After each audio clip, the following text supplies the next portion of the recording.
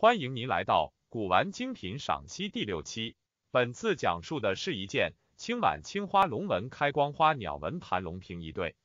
此藏品近日以90万元人民币售出。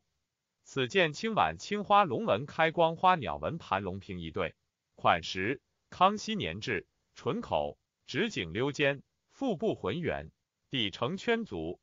颈尖处堆塑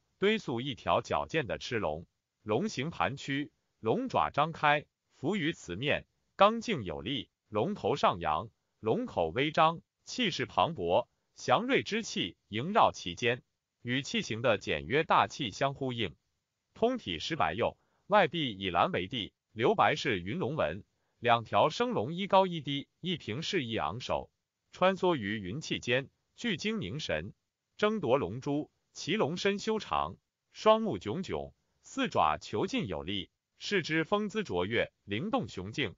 瓶腹两面海棠形，开光内是花鸟纹，两朵牡丹朝气勃发，花开绚烂，锦鸡健美丰满，立于高石台上，尺幅间活灵活现，一派生机盎然之景象，是谓锦上添花，前程似锦。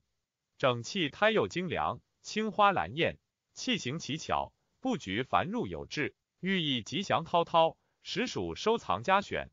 欢迎您关注唐真收藏，参与下期藏品的赏析、关注、评论、学习。万件藏品等您一同学习赏析。